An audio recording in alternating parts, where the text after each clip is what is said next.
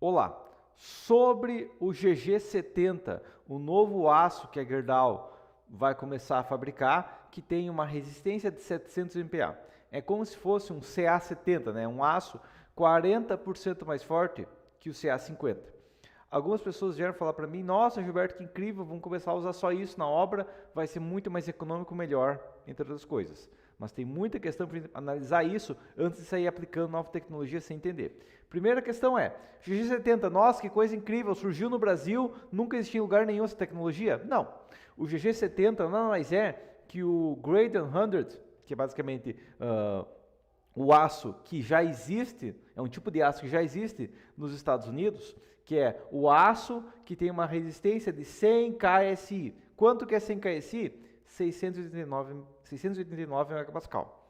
Ou seja, 689 megapascal é praticamente 700 megapascal, tá? Uma diferença de menos que 2%, ok? Então, basicamente, o aço G70 é o aço Grade 100, né? Que é o grau 100, né? Em medidas imperiais, né? Quilopolegadas por quilolibras por polegada quadrada, ok? Mas a questão é, primeiro, a gente já tem estudos aqui, isso aqui já é usado há alguns anos nos Estados Unidos. Então não é uma questão nova que a gente vai sair aplicando, não, já tem uma tecnologia nova para isso, tá? Vamos começar pelas vantagens, que é o que todo mundo vai pensar, porque quando a gente pensa na nova tecnologia, tem que pensar nas desvantagens também. Bom, primeira questão é muito menos congestionamento. Por quê? Bom, porque se eu tinha uma peça onde ela tinha uma certa, se ela tivesse 14 barras, agora precisa de 10 barras, ok? Vou permitir passar mais as barras, certo?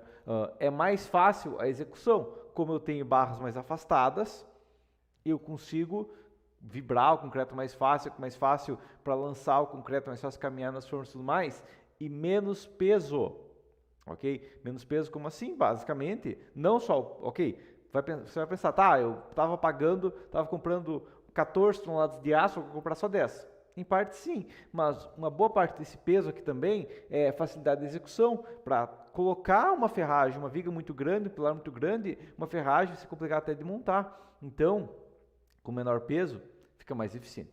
Ok? Tá? Só que ainda vai entrar algumas questões que vão dificultar um pouco a situação. Primeiro, tá? Primeiro a gente tem algumas alternativas para isso. Né? Primeiro, congestionamento, tá? Muito aço, é mais difícil de executar tudo mais. Tudo isso aqui eu posso usar o autoadensável, que funciona igual. Então, ao invés de usar um GG70, tecnicamente a gente consegue facilidade para resolver congestionamento, a gente consegue uma execução mais fácil usando concreto autoadensável. E não é padrão usar concreto autoadensável, né? Não, não é padrão. Tem muitas obras feitas no Brasil, a maioria das obras não é feita com concreto autoadensável, apesar dela trazer essas vantagens. Então a gente tem que lembrar que não é porque uma tecnologia vai permitir isso que imediatamente ela vai virar mágica e todo mundo vai usar. Concreto adensável a gente já tem há um bom tempo no Brasil e ele não é padrão em obras. Ok? Próximo, redução de peso. A gente consegue reduzir peso aumentando o FCK, principalmente em pilares. Ok? A gente consegue reduzir o peso consideravelmente, o total de aço no pilar, aumentando o FCK dele. Tá? Ainda mais em prédios. Ok? Em vigas um pouco menos. Só que aqui entra uma outra questão. AS mínimo. Ok? Tá? Você fala, tá, agora que eu tenho uma resistência maior, eu posso usar menos aço. Não necessariamente, ok? Porque a área de aço mínimo muitas vezes é para resolver outras questões como retração, fissuração, entre outros fatores, certo? Agora vamos lembrar, vou começar alguns problemas que a gente pode ter. Primeiro, comprimento de ancoragem, nosso LB, ele é igual ao diâmetro da barra dividido por 4 vezes a resistência do aço sobre o FBD. O que significa na prática? Bom, quando a gente muda de CA50 para CA70, a gente aumenta a resistência do aço em 40%, como ele está multiplicando aqui, ó, a gente vai aumentar o comprimento de ancoragem em 40%, ok? Ou seja, eu tinha uma barra, imagina que na minha obra eu tinha uma barra de 10 milímetros e ela precisa de um comprimento de ancoragem, tá, de 45 centímetros, ok? Tá? Agora, com isso aqui, eu não vou precisar de 45, vou precisar de 63 centímetros, ok? Tá? Claro que você vai conseguir colocar menos barras, mas essa que é a questão. Agora tem outra questão aqui também. Ok, mas agora passa com uma barra, quem sabe, de 8 milímetros. Ok? Bom, o que vai acontecer aqui é o seguinte. Com 8 milímetros vai ser menos, certo? Vamos manter a quantia de barras, tá? Mas a mesma equação seria 45 vezes 1.4 vezes 0.8, seria o quê? Seria uma barra de diâmetro menor, mas com maior comprimento de ancoragem, ok? Tá? Então, conforme esses vergalhões forem se tornando mais comum, eu vou ter que entender que eu vou ter comprimento de ancoragem maior do que geralmente a gente teria. Tá? E agora a gente tem outro problema. O ACI, que é justamente o instituto que dá a base para o grau 100, né, que é a NBR americana de concreto, ok? Ele exige que para aços de 100 KSI, a gente considere um aumento de 30% no comprimento de ancoragem, justamente pela alta tensão local. Você tem alguns estudos e tudo mais, que barras de grande diâmetro, digamos, de grande resistência, precisam mais do que esse comprimento de ancoragem básico. Então, esse 51 aqui, ó, já vira 66 centímetros, ok? Tá? Então, aquela regra básica que a gente usa, que o comprimento de ancoragem vai ser em torno de 40, 50 diâmetros, não. Isso aqui vai virar tipo 80 diâmetros, 90 diâmetros, dependendo do FCK e tudo mais, vai ser um comprimento de ancoragem muito maior com essas barras aqui. Entendido? Então não é uma questão só, é uma questão que a gente vai ter. Tá? Próxima questão que a gente tem, ganchos. A gente ainda usa aquela fórmula maluca da NBR 6118, que é o quê? Ah, se a barra tem uma dobra na ponta, muda em 30%, reduz 30% a ancoragem.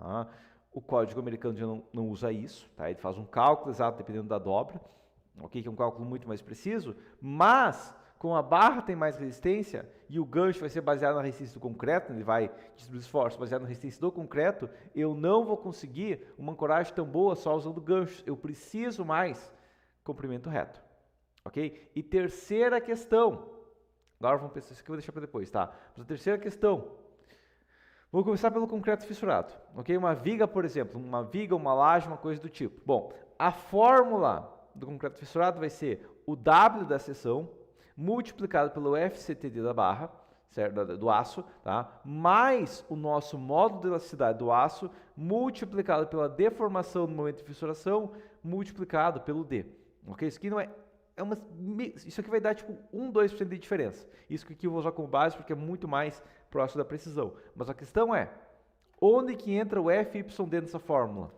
Não entra, ok? Então, uma viga com 2 ferros de 10, CA50, 2 ferros de 10, CA70, vai fissurar com exatamente o mesmo momento. Tá? Isso que vai dar um resultado que é o momento. Ou seja, quando eu trabalho... E claro, entra a questão.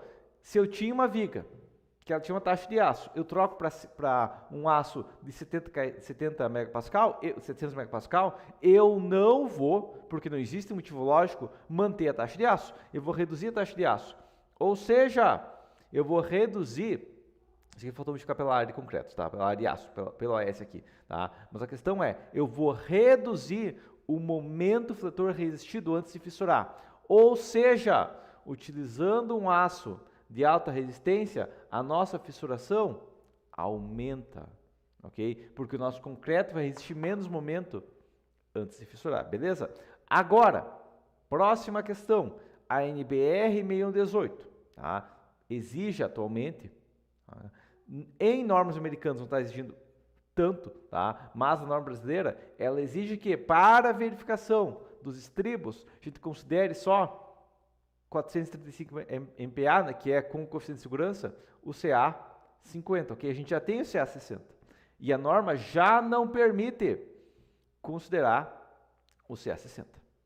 Ó, a gente tem que considerar como se fosse CA50. Mesmo que eu coloque um estribo de CA50, CA60, eu tenho que considerar que fosse CA50 e não posso considerar o ganho de resistência, porque na cortante ela vai ser drasticamente considerado pela deformação e muita gente vai ter só um estribo solicitando ali, então a norma já não permite isso aqui, tá? Então a questão é que o espaço dos estribos não vai ter diferença, ok? E claro, né, e essa questão aqui também a gente vai ter uma questão depois de fissurado. A deformação do aço vai ser resistida pelo módulo de elasticidade e pela inércia. Onde que entra a resistência do aço? Não entra. É pelo módulo de elasticidade e pela inércia, ok? E dentro da questão que não só vai ter uma fissuração mais cedo, mas nossa estrutura vai deformar mais trabalhando com um aço de maior resistência. E aqui vai entrar uma questão. A gente já tem um aumento de deformação e um aumento de fissuração com aço de maior resistência.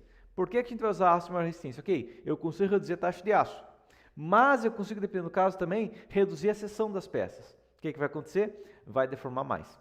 Ok? Essa que é a questão. Tá? Então agora, outra questão. Da mesma maneira que a gente tem esse limite aqui, ó, de 435 megapascal para a cortante, a norma americana tem algumas regras como essa, tá? Ela permite usar o 100 KSI para vigas, ela permite usar em lajes 100 KSI, ela permite usar em pilares com terremoto, mas um pilar comprimido base, cargas gravitacionais, ela limita a 80 KSI. Por quê? Bom, aqui entra a questão. Quando eu uso um aço mais forte, ele tem que deformar mais para atingir a resistência. Ok? Tá? Então tem essa curva aqui que a gente tem que imaginar. Ok? Isso aqui, ó, é um aço, sei lá, um CA50, tá? Isso aqui é uma curva de um CA70. Tá? Aí você vai falar, tá, Gilberto, você não tem formulário, não tem estudo ainda sobre o aço CA70, correto? Tá? Porque na verdade o que eu estou desenhando aqui é como se fosse um GR60 e um GR100. Ok? Um aço de 60 KSI contra um aço de 100 KSI. Tá? Isso é um padrão. Tá? Gilberto inventou, talvez a Gerdau seja diferente. Não. Tá? Isso é um padrão do aço. Certo? Tá? Todo lugar do mundo que fabrica aço vai ter que o aço de menor resistência ele vai ter maior deformabilidade, certo? E ele vai ter um período mais longo de deformação, enquanto que vai ter, digamos, ele vai ter um período mais longo depois do endurecimento dele aqui, até ele chegar na falha. Quanto mais forte o aço, menor o período, menor o alongamento total até chegar na falha. Tá? E claro, os aços normais vão ter o mesmo princípio de crescimento da resistência. Ok? Então, a gente vai ter que deformar mais, tem que deformar aqui quanto que deformava aqui. Então o aço vai ter que deformar mais para atingir resistência. E a questão é, consequentemente, novamente, deformações maiores, fissuração maior e para compressão também. Ele tem que deformar mais para atingir resistência. Só que aqui entra outra questão. Isso que eu estava falando dos pacientes de estribos, tinha notado depois aqui, ó. Mas, lembra que em pilares a gente tem aquela regra que o espaçamento limite de um pilar dos estribos é de 12 vezes o diâmetro da barra? Eles tiraram místico, será que é um lugar do nada? Não, tem um motivo lógico para isso, tá? Que, vamos lembrar a fórmula agora da flambagem. O que tem a ver a flambagem aqui? Tem muito a ver, tá? É π ao quadrado, que é uma constante que tem que fazer, multiplicado pelo E, multiplicado pelo I, dividido pelo L ao quadrado. Essa é a nossa resistência, ok? π ao quadrado e I sobre L ao quadrado. Tá? Isso aqui para peças longas, tá? Para atingir uma certa resistência, ok? Se eu quero atingir uma resistência maior, o que eu vou ter que fazer? Bom, eu consigo mudar o módulo da cidade? Não. Eu consigo mudar a inércia da barra? Tecnicamente sim, aumentando o diâmetro, mas vai ter o mesmo princípio, tá? Porque a gente vai trabalhar com espaçamento, certo? Então, a única coisa que eu posso mudar é reduzir o nosso espaçamento, ok? Espaçamento dos estribos, tá? Aí que entra a questão. Atualmente, a gente trabalha com um espaçamento próximo de 12 diâmetros, máximo de 12 diâmetros. Quando a gente for trabalhar com aço, um GG70, como isso aqui é L ao quadrado, a gente teria que trabalhar com em torno de 10 diâmetros aqui, tá? Então, você tem uma barra de 16, o espaçamento máximo vai ser 16, tem uma barra de 10, o espaçamento máximo vai ser 10, se eu quiser aproveitar toda a resistência do aço, entendido? Então, todos esses fatores a gente tem que imaginar nesse caso, ok? Agora, e como que é a experiência americana? Eles usam o GR100 para tudo, é padrão. Você chega numa loja lá nos Estados Unidos e fala, eu quero um vergalhão, eles vão te dar um vergalhão GR100? Não.